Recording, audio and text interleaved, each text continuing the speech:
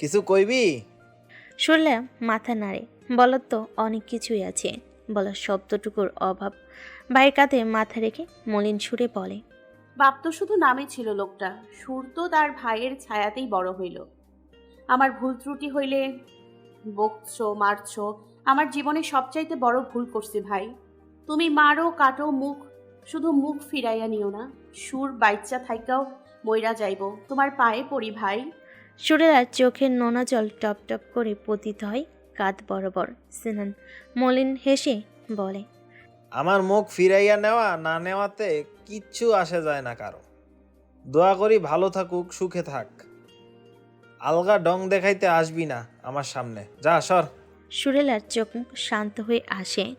সিনান কাঁধ থেকে ঠেলে সরিয়ে দেয় মাথা। সুরেলা কথা বলার সুযোগ পায় না।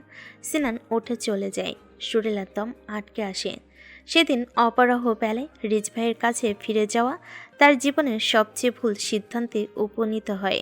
তাকে চোখে আঙ্গুল দিয়ে দেখিয়ে দেয়। তার ক্ষণিকের আবেগ তাকে মুখ থুবড়ে দিল।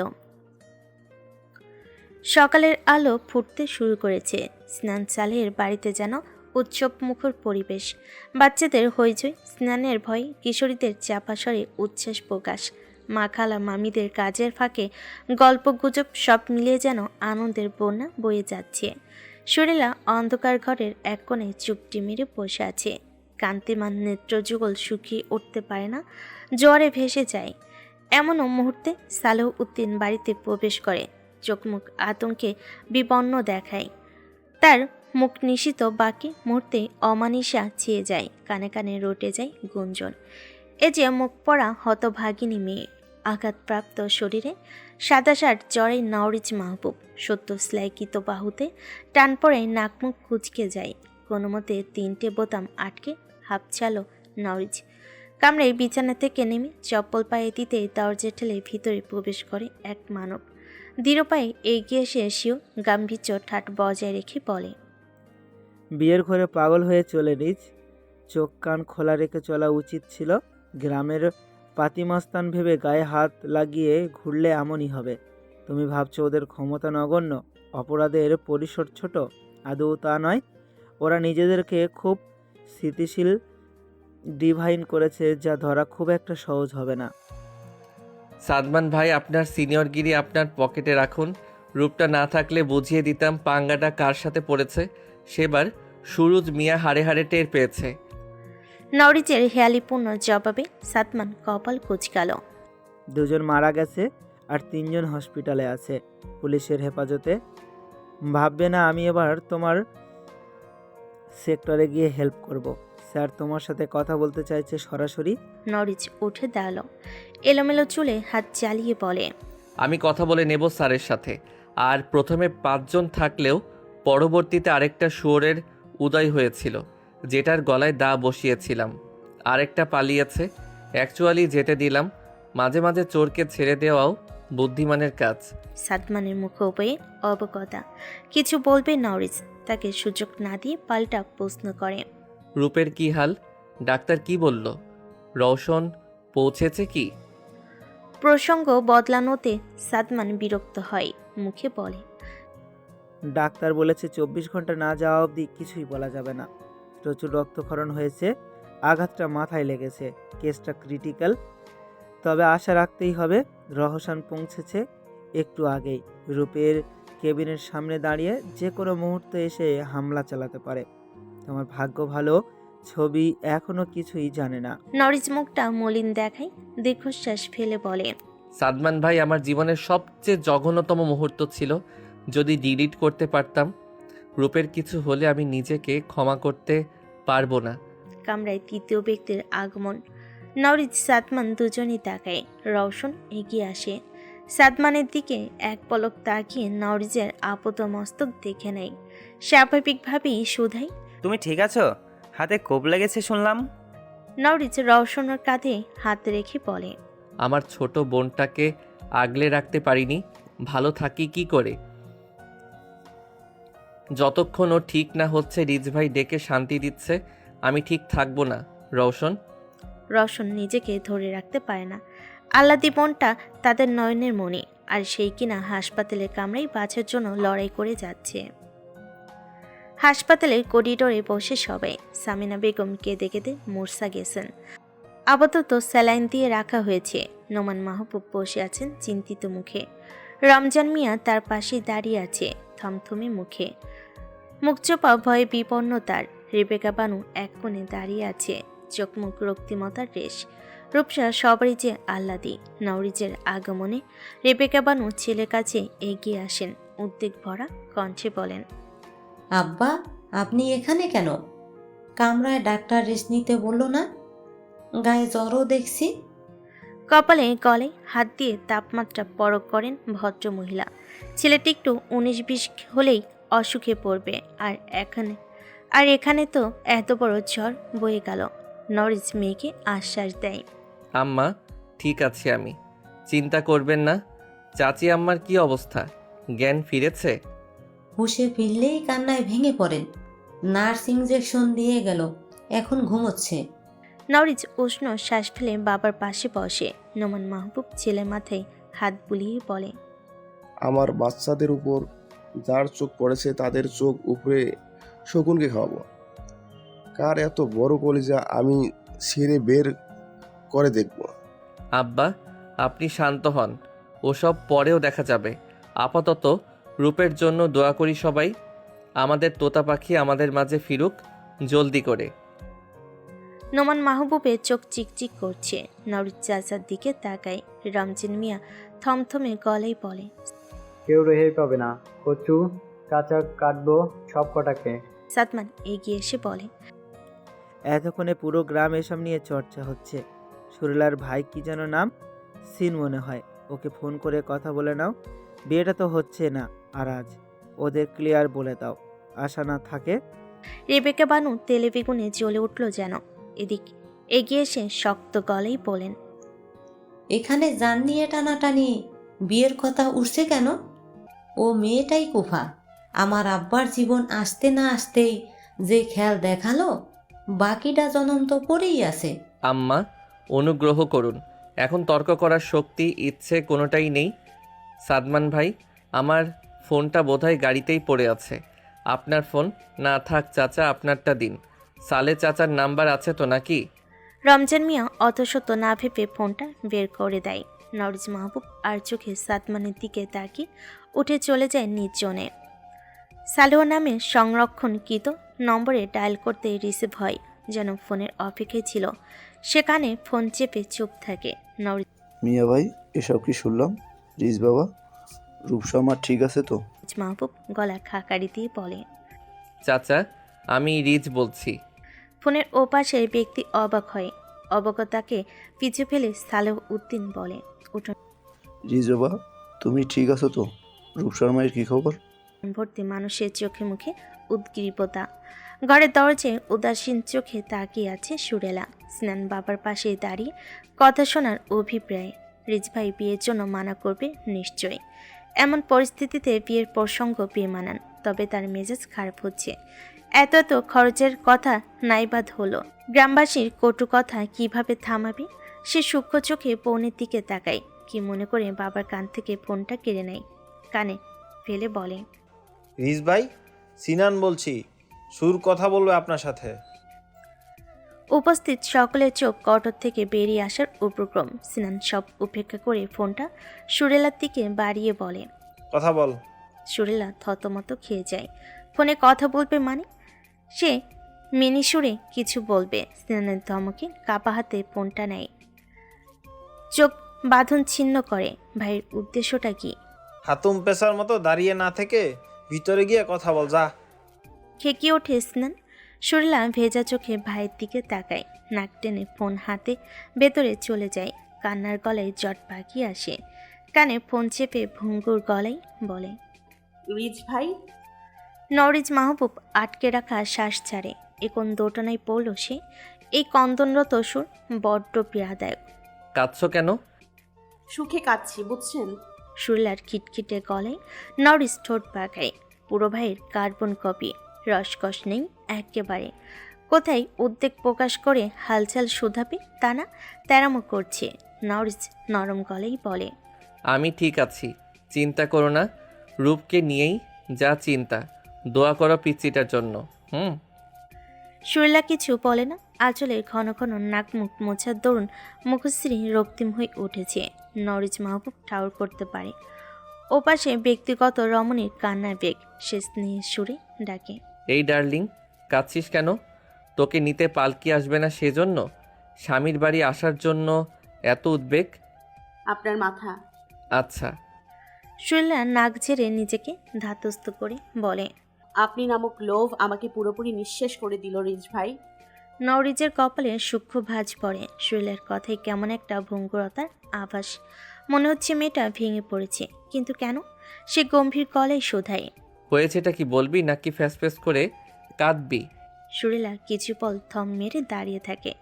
নীরবতার চাল বিচ্ছিন্ন করে বলে, কিছুই হয়নি, বললাম তো অতি সুখে কাঁদছি। ফোন রাখলাম, সবাইকে জানাই আসবেন না আপনারা। নওরিজ মাহবুব ভরাট গলায় বলে সেজে গুজে অপেক্ষায় থাক আমার। নওরিজ মাহবুব আসছে তার ন্যায্য অধিকার ছিনিয়ে নিতে। ওঠে। রং বেরঙের কাগজের টুকরো সুতায় বেঁধে সাজানো হয়েছে উঠানে। বাঁশ আর মাচাল দিয়ে উঠোনে এক কোণে বরের বসার জন্য ছোট্ট আকারের মঞ্চ তৈরি করে সজ্জিত করা হয়েছে। ঝিলিমিলি কাগজ, কাচের চুড়ি, রং তুলি আর রঙিন ফিতার সাহায্যে শাপলাদের বড় উঠোনে রান্নাবান্না ও বরযাত্রীদের খাওয়ানোর বন্দোবস্ত করা হয়েছে। ছোট্ট আকারের দুটো কলা গাছ কেটে রঙিন কাগজে মুড়ে আরও হরেক রকমের বস্তুর সাহায্যে সাজানো হয়েছে বিয়ের গেট। সেখানে চেয়ার পেতে বসে আছে শাপলা, সফিসহ সুরেলার কতিপয় মামাতো চাচাতো ভাই বোন। রোজার দিন হওয়ায় সব কটার মুখ শুকিয়ে থাকলেও সুরাপার বিয়ে নামক আনন্দেটা ভাটা পড়েছে। তাদের অধীর আগ্রহ দক্ষিণ দিকের মেটো পথে বরের ফুলে সজ্জিত বড় গাড়ি এদিক দিয়েই আসবে যে তাদের অপেক্ষার পর ফুরিয়ে আসে। চিরচেনা সেই জিপ গাড়ি, তবে গাড়ির হাল বেহাল। গতরাতে দুর্ঘটনার ছাপ স্পষ্ট। মুহূর্তে বড়াইছে ধ্বনিতে পুরো বাড়ি গিয়ে ওঠে। তবে বরকে দেখে সবে মুখ, না বরযাত্রী না বরের লেবাস। বাঘটুকু শাপলা ঝটকা সহ্য করতে পায় না। তার সমস্ত আশাই পচে ডিম ছুঁড়ে মেরেছে, আর সে ছেড়ে দিবে। কোমরে হাত রেখে এগিয়ে আসে, আহাজারিতে ফেটে পড়ে তৎক্ষণাৎ। না হওয়ার দুলা ভাই, আমি খেলবো না। এতে ফকিন্নির মতো বিয়ে করতে আইসেন, লজ্জা করে না? স্যা আপনার লগে সুরাপার বিয়ে দিতাম না। ভাঙ্গা টিন নিয়ে ফুটেন বিয়ে করতে আইসে, হাউস কি? বলে বড়সড় ভেঙচি কাটল। রাগে কিশোরীর মুখ রক্তিম। নওরিজ গায়ে ঘিয়ে রাঙ্গা শালটা ভাঁজ করে কাঁধে চাপায়। রোজ চশমাটা খুলে বুক পকেটে ঝুলি এগিয়ে আসে। কিশোরী শাপলার উদ্দেশ্যে কিছু বলতে উদ্যত হবে, কোত্থেকে সিনান সালেহ এসে খেকিয়ে ওঠে শাপলার উপর। মাথায় ঠাস করে জল লাগিয়ে বলে, মায়ের ঘরের সেরি অত চাপা ফুটাস কেন? যা ফুট, কিল একটাও পিঠের বাইরে পড়বো না, যা। দমাকে শাপলা ভয় পেলেও নাকের পানি চোখের পানি এক করে সেখানে দাঁড়িয়ে থাকে। সিনানের বাহু ঠেলে সরিয়ে দিক রাগে ফোঁস করে বলে, শাপলা যাবো না, কি করবা? বর টুপি নাই, বরমালা নাই, বরের পাঞ্জাবি নাই, চোখের সুরমা লাগাই নাই, হাতে ঝিলিমিলি ফুল নাই, লজ্জা ডাহনের জন্যি মুহে রুমালও নাই। সে কোন হানের বর? বরযাত্রী নাই, উলদারা নাই, নীললজ্জের মতো ভাঙ্গা টমটম নিয়ে এই একাই ঢ্যাং কইরা বিয়ে করবার আইছে বলি মানুষের হাউস কি? আবার বইয়ের ডালাও আনে নাই। তোরা পারে দিমু ভাবছেন? কচু পোড়া দিমু আপনারে। নওরিজের দিকে তাকিয়ে বুড়ো আঙ্গুল দেখিয়ে আবারও ভেঙচি কাটল শাপলা। নওরিজ একটু অপ্রস্তুত হয়ে পড়ে। এই মেয়ের মুখে দেখছি বাদ বিচার নেই। সে গলা খাকারি দিয়ে বলে, পোড়া কচু তুমি ভর্তা বানিয়ে খেও, বউ নিতে। আপনি কথা কইেন না তো, আপনার কথা গন্ধ লাগছে। চেয়ারম্যানের পোলা বিয়ে করবার আইব ভাবতেছিলাম, হাতি ঘোড়া গান বাজনা বাজাইয়া পুরো এলাকায় হইচই ফেলাইব, ফুলের পাপড়ি ছিটামু, দুলা ভাইয়ের বন্ধুগণের লগে ঝরগা কইরা কসকসা নোট আদায় করবো। আপনি সবে জল ঢাইলে দিলেন। আপনি ঘোর যান কইয়াছিলাম। অনর্গল বলে যাই বাচাল শাপলা, তার গলায় রাগ উপচে পড়া। নরিচ অপমান বোধ করবে নাকি হাসবে না উঁচু গলায় ধমকে চুপ করাবে মেয়েটাকে? বিয়ে করতে এসে ধমক দেওয়া কেমন দেখাবে? বিরতিহীন নরিচে তুলোধনা করে যায় শাপলা। স্নান ধমকালেও সে ধমকে যেন জান প্রাণ নেই। মনে হচ্ছে কেউ চাইছে একটু কথা শুনুক বরমশাই। নরিচ সিনানের দিকে তাকায়, ভরট গলায় বলে, পাগলিটাকে সরাতো, কানের 12টা বাজিয়ে দিয়েছে। আর বিয়ের যত নিয়ম কানুন আছে জলদি সেরে নে, আমি সুরকে নিয়ে ফিরবো জলদি করে। ওদিকে রূপের জ্ঞান ফেরেনি এখনো পর্যন্ত। সিনান পাল্টা প্রশ্ন করে না। না রূপসা নামক রমণীর হালচাল শুধালো। নরিজের সূক্ষ্ম চাউনি খেলে যায় সিনান চালের ওপর। রূপের মন কাননের ফুল এমনি এমনি ফুটল নাকি? সেখানে চতুর্ভ্রমরে হাতছানি রয়েছে, তবে সিনানের হাবভাব দেখে ঠাওর করা মুশকিল। ওদিকে শাপলা ফোঁসফোঁস করছে, তাকে পাগলি বলল। সে ঝগড়টে গলায় বলে, আমারে পাগলি কন? আপনি 14 গোষ্ঠী পাগল। আপনি হইলেই বউ পাগলা। আর মাঝপথে থেমে যায় শাপলা। সিন ভাইয়ের এই চাউনির সাথে পরিচিত সে বিড়বিড় করে সফির পাশে গিয়ে গাল ফুলিয়ে দাঁড়ায়। সফি বোনের হয়ে স্নানের দিকে কাটমট করে তাকিয়ে বলে, ভুল কি কইছে শাপলা? খালি জামাই হইলেই বিয়া হয় না, ময় মুরব্বির কোলদারা লাগে। আমি পিচ্ছি মানুষ হইয়াও জানি রিজ ভাই, কেন জানবো না? সাথে সাথে কিল পড়ে পিঠে। সফি মুখ বাঁকায়। এই তাচ্ছেড়ার মার না খেলে তার দিন ফুরায় না। খিটখিটে স্নান। সফি শাপলা দুটোকেই ধমকে ধামকে নরিজকে ভেতরে প্রবেশ করতে বলে। নরিজ আশেপাশে চোখ বুলায়। খুবই সাধন সাজসজ্জা, কিন্তু দেখতে ভালোই লাগছে। পরিস্থিতি ভিন্ন হলে বরের গৃহ প্রবেশটা বেশ ধুমধামের সাথেই হতো। নরিজ খেয়াল করে বাচ্চা ছেলেমেয়েদের মুখটা কালো হয়ে আছে, কারণ বুঝতে বাকি থাকে না। বিয়ের মহলে বাচ্চাদের আনন্দে এভাবে ভাটা পড়তে দেওয়া যায় না। সে পকেট থেকে ওয়ালেট বের করে বলে, পিচিরা গেট ধরবে না নাকি? আমার হয়ে ডিল করার জন্য যেহেতু কেউ নেই, সেহেতু ডিসকাউন্ট দিতেই হবে। দেখো হাত টানাটানি চলছে, কম করে চাইবে। কিশোর ছেলে মেয়েদের মুখে ধপ করে হাসি জ্বলে উঠল। সবাই হইচই মাতিয়ে ফেলে। 200 টাকা না দিলে বইয়ের কাছে যেতে দিবে না। স্নান হাসে খানিকটা। শাপলা গাল ফুলিয়ে আরে আরে চাই বরমশের দিকে। বরমশাই গোমরা মুখে বাচ্চাদের সাথে টাকা নিয়ে তর্ক করে যাচ্ছে। সে গুটি গুটি পায়ে ভিড়ের মাঝে ডুব দেয়। সবার সাথে গলা মিলিয়ে টাকার দাবি করে। নরিস মাহমুদ খান ফোঁস করে শ্বাস ফেলে বলে, আচ্ছা পিচিরা কুল ডাউন, নতুন বর হিসেবে একটু ডিসকাউন্ট আমার প্রাপ্য ছিল। তোমরা যেহেতু দিচ্ছ না তাহলে দিয়েই দিব। তবে তার আগে বলো তো 200কে ইংরেজিতে কি বলা হয়?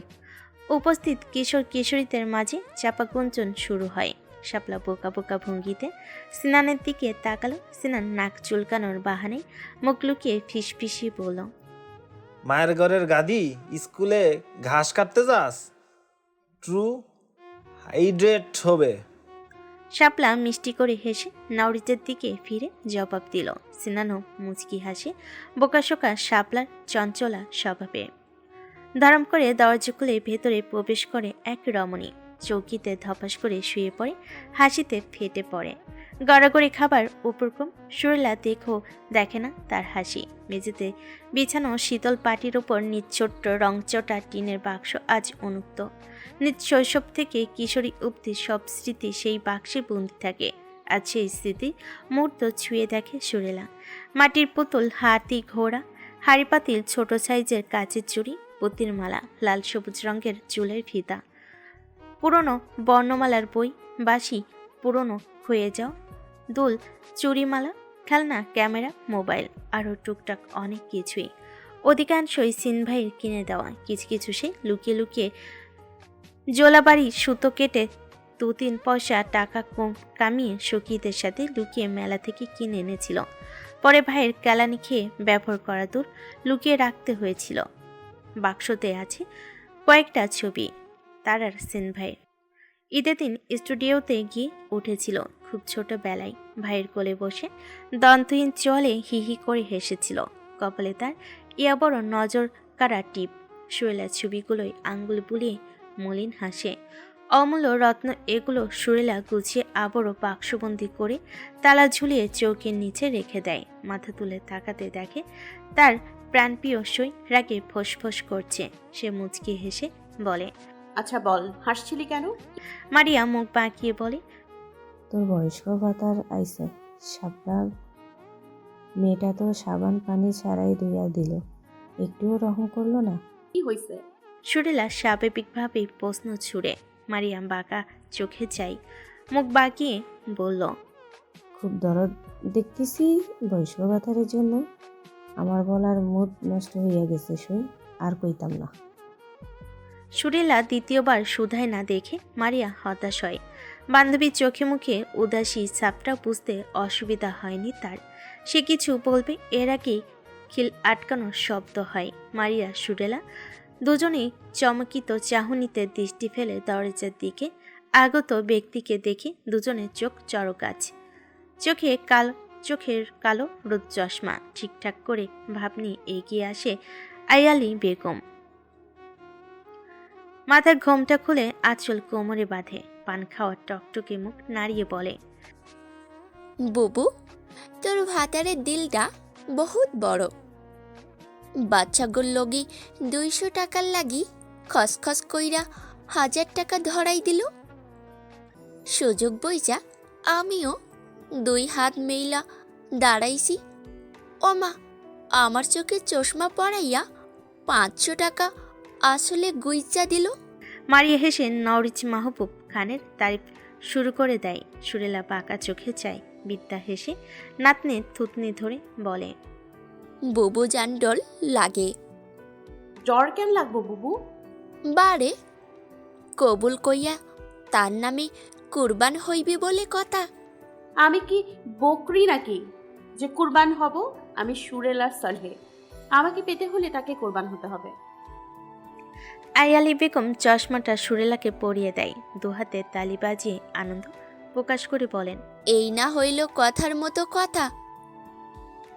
বুবু, পুরুষ মানুষ রে যদি নাকে দড়ি দিয়া ঘুরাইবার না পারো, লা তুমি নারী জাতির কলঙ্ক। সবসময় আঙ্গুলের ডগায় ঘুরাইবি, এক আনা ভাও দিবি না কইলাম। সুরেলার ভাবান্তর দেখায় না, আপন মনে অগোছালো বিছানা গোছাতে থাকে। মারিয়া টুরিতে গুড়মুড়ি নিয়ে খাচ্ছে মুড়মুড় শব্দ করে। তার সমস্ত ধ্যান বিদ্যার পরামর্শে, যদি তার বিবাহিত জীবনে একটু সুফল আনে। বিদ্যা সুরেলাকে টেনে পাঠিতে বসায়, নিজেও রয়েছে বসে বলে, যেই কামে আইছি সেইটা আগে সারি। ওই সই হল্লাম তোরও অর্ধেক বিয়া হইছে, আয় তোরেও কই। মারিয়া যেন এই কথারই অপেক্ষায় ছিল। লাফতি এগিয়ে সে বসে। সুরেলার চোখে মুখে সন্দেহের আভাস। বিদ্যা ফিসফিসিয়ে বলে, বিয়া যেহেতু হইতে সেই রাইতের আন্ধারে বাসরটাও হইব, তাই বাসর রাতে বেলাই মারার সলা পরামর্শ দেই।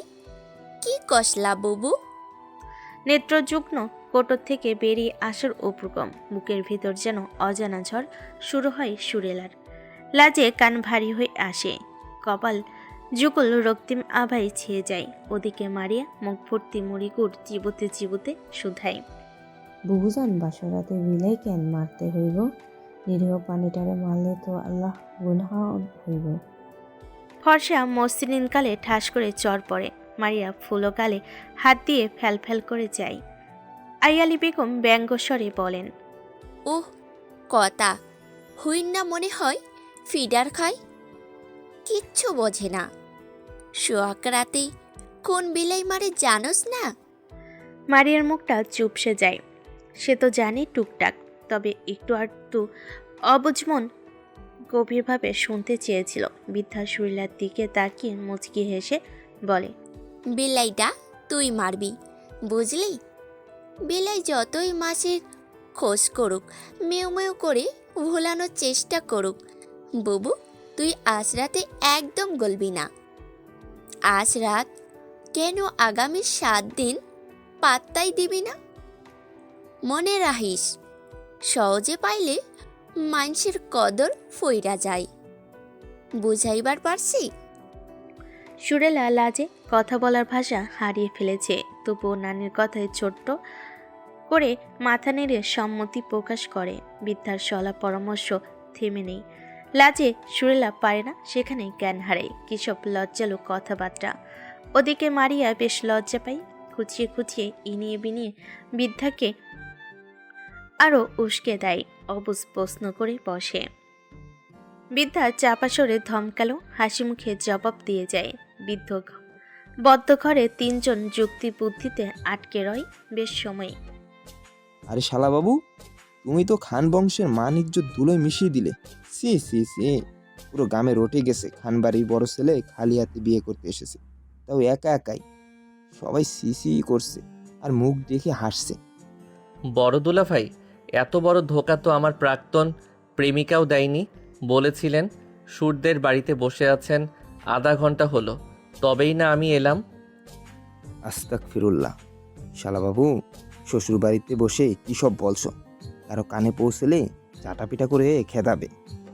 নওরিজের পিঠ চাপড়ে বলে ইকরামুল্লাহ। নওরিজ সূক্ষ্ম চোখে চাইলে ভদ্রলোক হাত সরিয়ে নেয়। নিজ পাঞ্জাবির পকেট থেকে রুমাল বের করে নওরিজের মুখে ঠেসে ধরে বলে, জামাই মানুষ তুমি, পরনে তপন না থাকলেও মুখে রুমাল অতি জরুরি, বুঝলা শালাবাবু? নওরিজ যেন গরম তেলে পানি ছিটা, সাত করে রুমাল ফেলে দেয়। অন্যের ব্যবহার করা রুমাল তার মুখে ভাবতেই গা গুলায়। ইকরামুল্লাহ বিরক্ত মুখে বলে, নতুন রুমাল ছিল, তোমার জন্য এনেছিলাম রিস, এই নাও, শেরওয়ানি কোথাও গিয়ে চেঞ্জ করে নাও। হাতের প্যাকেট ছুঁড়ে মারে এক প্রকার। নওরিজ থমথমে মুখে ধরে নেয়, বাম বাহুর দিকে তাকিয়ে বলে, শেরওয়ানি পরার মতো অবস্থায় নেই বড় দুলাভাই। 7টা সেলাই পড়েছে এখানে, পিঠে 3টে। মাগরিবের আজান হয়েছে, সবাই ইফতার সেরেছে। আপনি ওদের তাড়া দিন তো, আমি রাতেই ঢাকা ফিরব। ইকরামুল্লাহ অবাক হয়, ঢাকা যাবে মানে? সে জিজ্ঞাসাবাদ করবে। ইকরাম ইয়ামিনের আগমনে বলা হয় না। বাচ্চা দুটোর হাতে দুটো লাগেজ, তাদের পেছনে হালকা সাজে শাড়ি পরিহিত নওরিন, সাথে সালোয়ার কামিজে আরিফা লাজুক ভঙ্গিতে ওনেই মুখ লুকিয়ে রেখেছে। আরও কিছু আত্মীয় স্বজন সবাই পেছনে, বাবু হারুন জামাল তমাল সহ আরও কিছু দলীয় লোকজন সহ গ্রামের ময়মুরব্বীও আছে। নওরিজ তাদের সাথে টুকটাক কুশলাতি বিনিময় করে আবারও ইকরামউল্লাহকে খোঁচা দেয়, সবটা জলদি করার জন্য। নওরিন পিটাপিটি বড় ভাইয়ের বাহু ধরে একটু নিরিবিলিতে নিয়ে যায়। মানুষের জান নিয়ে টানাটানি, আর উনি বিয়ে করতে এসেছে। জ্বরে গা পুড়ে যাচ্ছে, চোখ মুখ লাল হয়ে গেছে। ডাক্তার পুরোপুরি বেড রেস্টে থাকতে বলেছিল না তোকে?